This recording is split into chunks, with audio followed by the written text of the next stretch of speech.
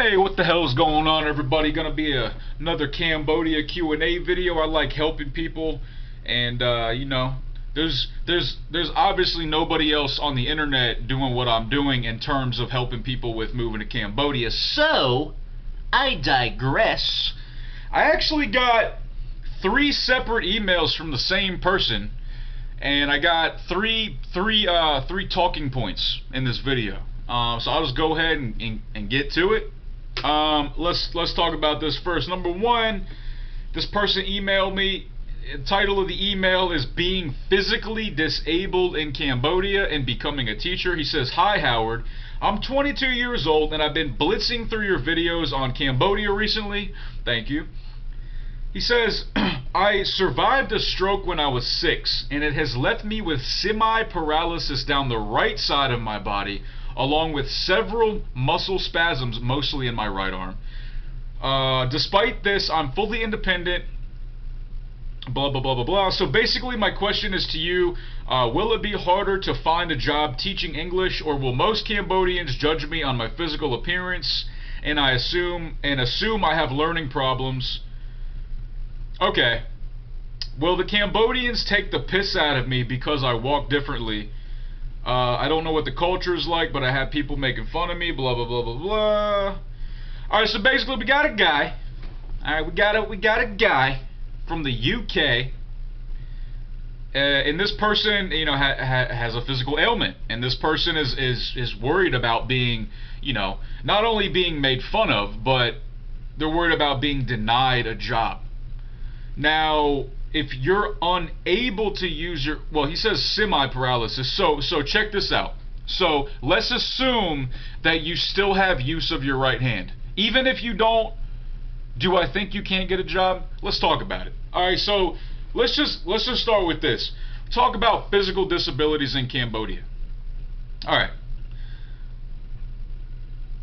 Easily the most fucked up people I've ever seen in my life were in Cambodia. Like, physically fucked up, physically disabled. I'm talking no legs. I'm talking one leg, one arm. We're talking, gigantic fucking tumors hanging out of their heads. We're talking leprosy. I saw a couple lepers in Cambodia. It freaked me out at first. I'm not gonna lie, it fucking freaked me out. I saw people there in wheelchairs, crutches. I mean, all kinds of people there get fucked up, man. Cambodia is a hard place. Cambodia is a rough-ass place, and they don't have the best healthcare there. There's a lot of poverty. A lot of people get sick. They get hurt, and they can't get help. So they just stay fucked up for the rest of their life. Now, we got a guy who is from where are they from? Where do they say they're from? They're from oh, he says in another email, he says he's from Wales. So we got a Welsh fella with their fucked up accents. Yeah, I said it. I don't give a fuck. Give a shit. Yeah, I said it. And this person's got a fucked up right side.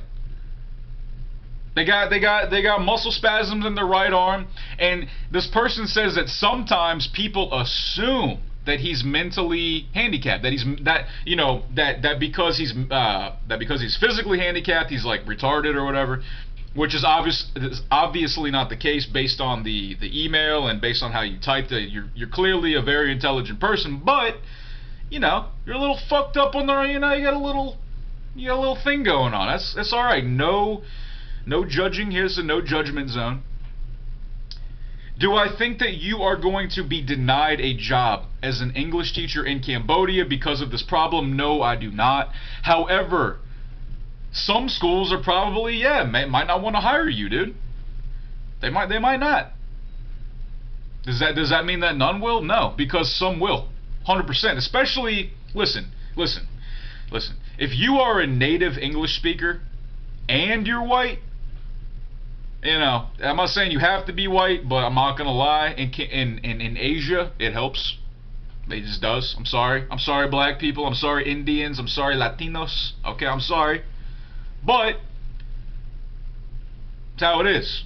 So, as long as you're able to do your job without any unreasonable accommodation, You know, like if you're able to write on the board, and you're able to actually like make lesson plans for your students, and you're actually able to, you know, do your job without, like I said, without any unreasonable accommodation, then I think that you will be able to find the job. Now, as far as you walking around town and people making fun of you and fucking with you, I mean, no, man. I mean, you know, and if they do, they're an asshole.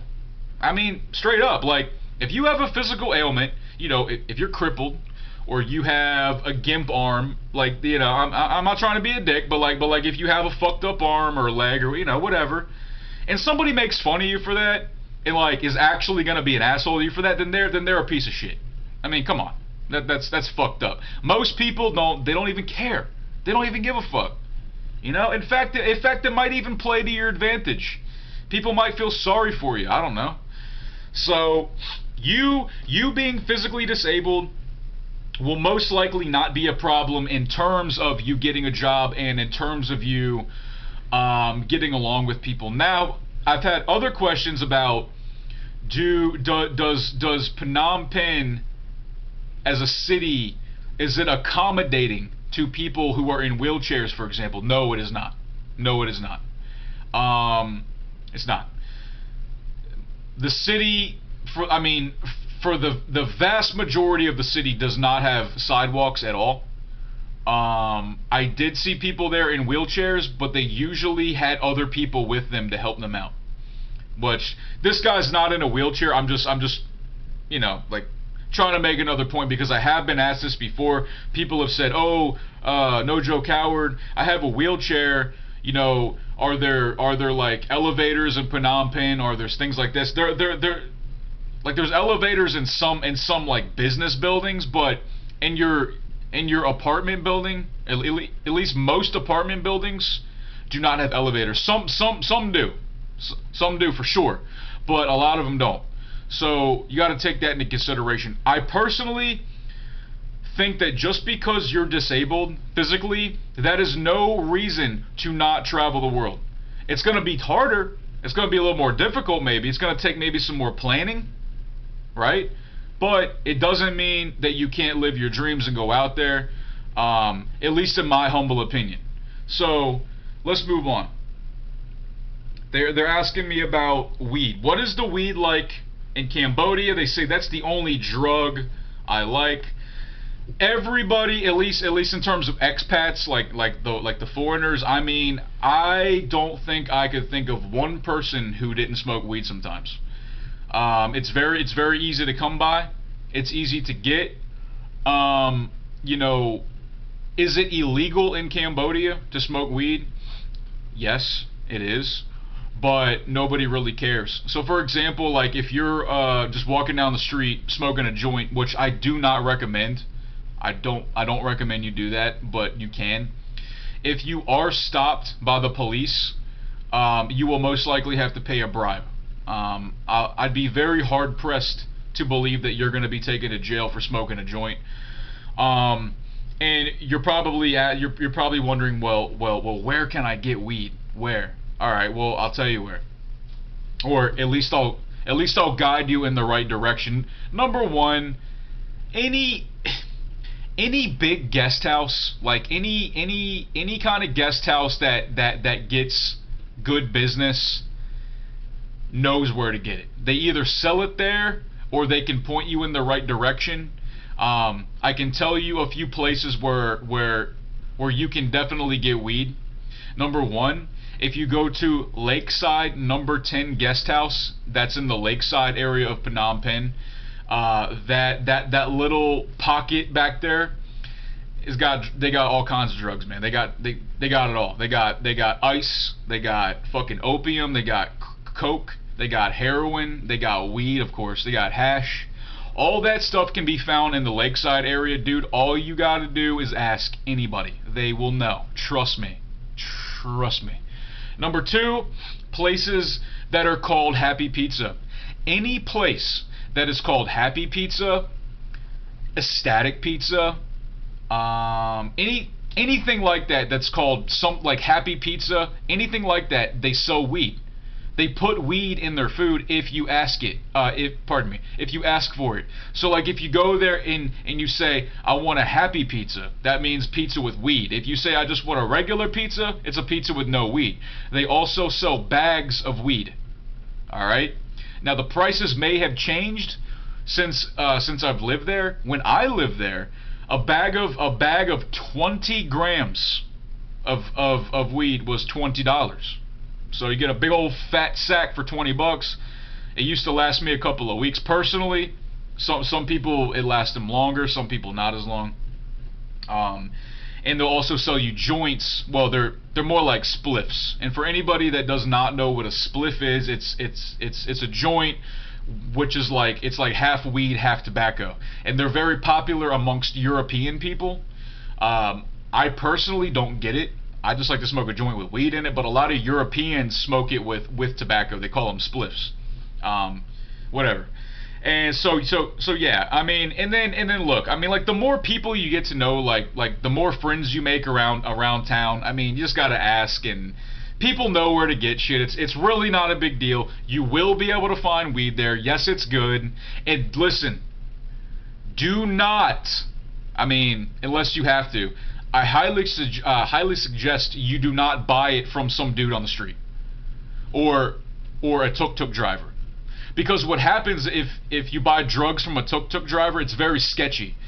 Like, they take your money and then they go down the road for 10-15 minutes and they come back. All right, now they could take your money, they could take too long, they can rip you off, any of that shit. So my advice, if you're gonna buy weed, buy it from a reliable source that is not some dude on the street just trying to rip you off, or some tuk-tuk driver trying to rip you off. Buy it from a legitimate, reliable source, such as a guest house or a Happy Pizza restaurant.